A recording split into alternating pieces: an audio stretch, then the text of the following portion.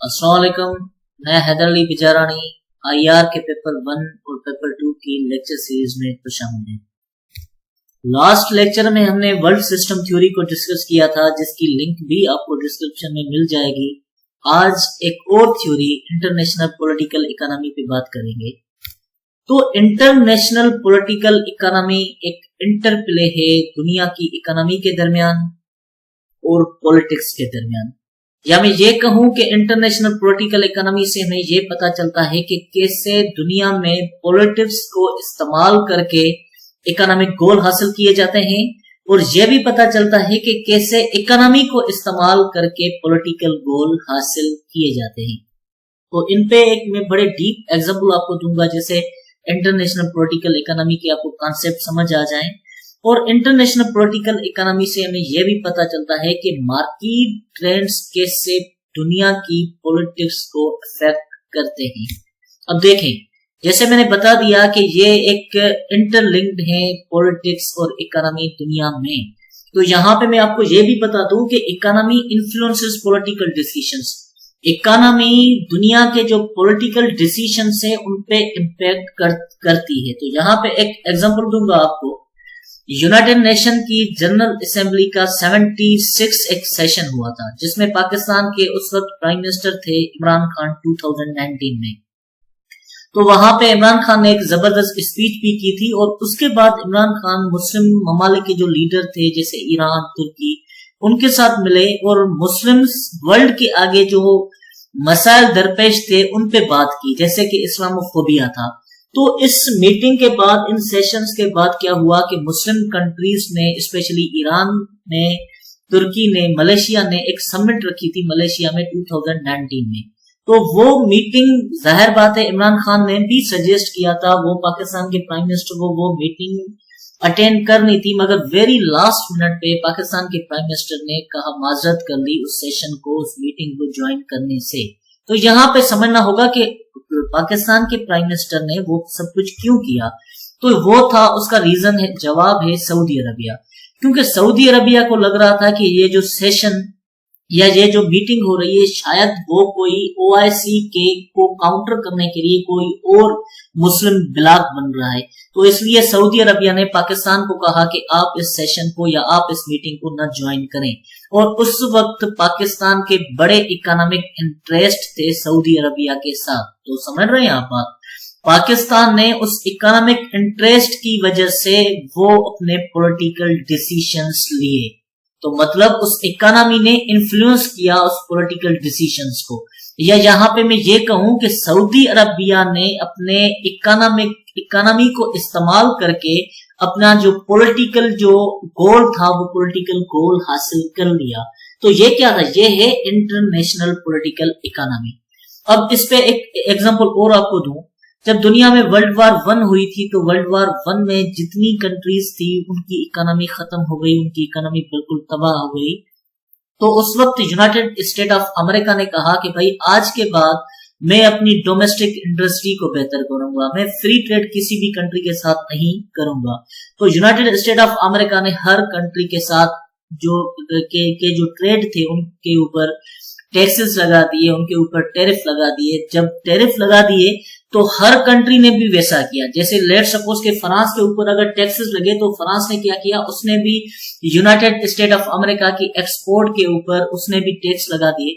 तो हालात दुनिया की ऐसी हो गई कि हर कंट्री ने जब टैक्स लगा दिए दूसरी कंट्री के ऊपर, तो जो कारोबार था, जो एक्सपोर्ट था, जो इंटरनेशनल ट्रेड था, वो बिल्कुल बंद हो गया, इंडस्ट्रीज खत्म हो गई। तो फाइनली क्या हुआ, उस पॉलिटिकल इवेंट की वजह से 1930 में ग्रेट डिप्रेशन आया, जिसमें दुनिया की पूरी इकोनॉमी खत्म हो गई, दुनिया की इकोनॉमी तबाह हो गई। तो यहां से हमें क्या मिला? यहां से हमें ये मिला कि उस पॉलिटिकल इवेंट का डायरेक्ट इम्पैक्ट पड़ा दुनिया की इकोनॉमी के ऊपर। तो यहाँ पे मैं एक एग्जांपल और दूं। जब यूनाइटेड स्टेट ऑफ अमेरिका ने वर्ल्ड वार 1 के बाद जब टैक्सेस और टैरिफ लगाए थे, तो एक टैक्सेस और टैरिफ जापान के ऊपर भी लगाए थे, जिसकी वजह से जो जापान की इकोनॉमी थी वो बड़ी उस इकोनॉमी ने सफर किया। तो जापान को ये था कि हम कभी न कभी अमेरिका से इस बात का रेवेन्यू लेंगे, क्योंकि हमारी डोमेस्टिक इंडस्ट्री इस बात की वजह से बिल्कुल खत्म हो चुकी है। तो 1941 में जापान ने पर्ल हार्बर में अमेरिका की नेवल कैपेबिलिटी पे अटैक किया और ऐसे समझे कि अमेरिका की जो नेवल कैपेबिलिटी थी वो पूरी खत्म कर दी पैसिफिक ओशन में। तो हमें क्या मिला, हमें ये मिला कि उस इकोनॉमिक इवेंट का डायरेक्ट इम्पैक्ट पड़ा पॉलिटिक्स के ऊपर। मतलब कि पॉलिटिक्स और इकोनॉमी दुनिया में इंटरलिंक्ड है। कभी हम पॉलिटिक्स को इस्तेमाल करके इकोनॉमी के गोल हासिल कर सकते हैं, कब हम इकोनॉमी को इस्तेमाल करके पॉलिटिकल गोल हासिल कर सकते हैं। तो यहाँ पे एक एग्जांपल और आपको दूं कि 6 डे वार हुई थी 1967 में अरब ममालिक के दरमियान और इसराइल के दरमियान, जिस वक्त वेस्टर्न कंट्रीज ने बड़ा सपोर्ट किया था इसराइल को, जिसकी वजह से क्या हुआ कि अरब जो कंट्रीज थी उनको बड़ा गुस्सा पाया जा रहा था कि वो कह रहे थे कि ये इसराइल वेस्टर्न कंट्रीज को ये सब कुछ नहीं करना चाहिए, मगर फिर भी वेस्टर्न कंट्रीज ने इसराइल को सपोर्ट किया।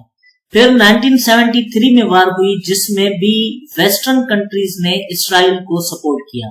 जब 2 मरतबा इसराइल को सपोर्ट किया गया तो उस वक्त क्या हुआ कि जो भी अरब कंट्रीज थी, जो ओपेक की कंट्रीज थी, जिनके पास तेल हद से ज्यादा है, तो उन्होंने एक सेशन रखा, मीटिंग रखी और उस मीटिंग में ये कहा गया कि भाई हम वेस्टर्न कंट्रीज का तेल बंद करेंगे, हम तेल उन्हें नहीं देंगे, जिसको 1973 ऑयल एम्बार्गो भी कहा जाता है।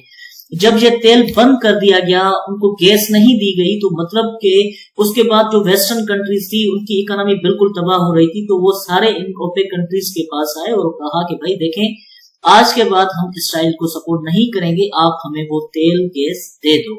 तो अब यहाँ पे क्या मिसाल समझ आई, यहाँ पे ये मिसाल समझ आया कि अरब कंट्रीज ने अपनी इकोनॉमी को इस्तेमाल करके अपना पॉलिटिकल गोल हासिल किया।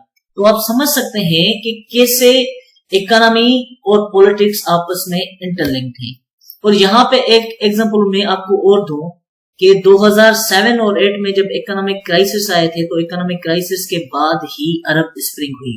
अब देखें, अरब स्प्रिंग के ऊपर मेरा एक अलग लेक्चर रखा हुआ है, तो यहाँ पे भी फिर बात को क्लियर करने के लिए 2007-8 में आए इकोनॉमिक क्राइसिस। इकोनॉमिक क्राइसिस के बाद क्या हुआ कि बहुत से ममालिक में किंगडम सेटअप था, वहां पे डेमोक्रेसी नहीं थी, जैसे कि ट्यूनिस, जैसे कि इजिप्ट और इवन के जैसे कि सीरिया। तो यहाँ के लोगों ने कहा कि देखें, हमारी हालतें पहले भी बिल्कुल बदतर हैं, मगर इकोनॉमिक क्राइसिस की वजह से उनकी जो हालतें थी और ज्यादा खराब हो गई। जब इन लोगों की हालतें खराब हो गई तो इन्होंने कहा कि भाई आज के बाद हम किंगडम सेटअप को नहीं मानते, मगर यहाँ पे डेमोक्रेसी हो।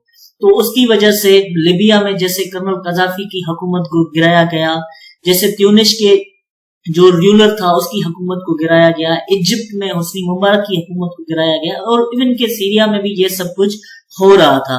तो मतलब आप क्या समझें कि उस इकोनॉमिक इवेंट के डायरेक्ट इम्पैक्ट पड़े पॉलिटिक्स के ऊपर। तो अब आगे बात करते हैं। अब ये बात बड़ी समझने की है इंटरनेशनल पॉलिटिकल इकोनॉमी की, क्योंकि अब हमें ये पता चलेगा कि इंटरनेशनल पॉलिटिकल इकोनॉमी का डायरेक्ट इम्पैक्ट या डायरेक्ट फोकस क्या है। देखिए, अब उस फोकस समझने के से पहले हमें यह समझना होगा कि जब वर्ल्ड वार 2 हुई, वर्ल्ड वार 2 में जब यूरोप की दुनिया की इकोनॉमी तबाह हो गई, तो उस इकोनॉमी तबाह होने के बाद ब्रेटन वुड एग्रीमेंट हुआ, IMF, वर्ल्ड बैंक और गेट जैसे इंस्टीट्यूशंस बनाए गए। अब इन इंस्टीट्यूशन का जो काम था वो ये काम था कि दुनिया की इकोनॉमी को बेहतर करना है, दुनिया की इकोनॉमी को सेट करना है, और ऐसा काम करना है कि जैसे 1930 में जो ग्रेट डिप्रेशन हुई थी, जिसमें दुनिया की इकोनॉमी खत्म हो गई थी, तबाह हो गई थी, वैसा कुछ न हो। और इन इंस्टीट्यूशंस का यह भी काम था कि कैसे यूरोप की इकोनॉमी को रीबिल्ड किया जाए। तो मतलब आप समझ रहे हैं कि अब इन इंस्टीट्यूशन को जो काम दिया गया वो ये दिया गया कि आप दुनिया की इकोनॉमिक पैटर्न्स को डिजाइन करें, उनको सेट करें। तो इंटरनेशनल पॉलिटिकल इकोनॉमी का जो मेन फोकस है वो ये है कि भाई जो वो इंस्टीट्यूशंस बनाए गए, उन इंस्टीट्यूशन ने क्या किया, मतलब कि उन इंस्टीट्यूशन ने क्या दुनिया की इकोनॉमी को बेहतर किया या दुनिया की इकोनॉमी को बेहतर नहीं किया। तो ये था इंटरनेशनल पॉलिटिकल इकोनॉमी के ऊपर लेक्चर। अब उन इंस्टीट्यूशंस ने क्या किया, ये हमें इंटरनेशनल पॉलिटिकल इकोनॉमी के वेरिएशन से पता चलेगा, जिसमें है इकोनॉमिक लिबरलिज्म और उसके साथ साथ मर्केंटाइल अप्रोच। तो ये था इंटरनेशनल पॉलिटिकल इकोनॉमी के ऊपर लेक्चर, और कल इंशाल्लाह इंटरनेशनल पॉलिटिकल इकोनॉमी की डोमिनेंट वेरिएशन इकोनॉमिक लिबरलिज्म पे लेक्चर में अपलोड करूंगा। मैं उम्मीद करता हूं कि ये लेक्चर आपको पसंद आया होगा। Thank you, that's all.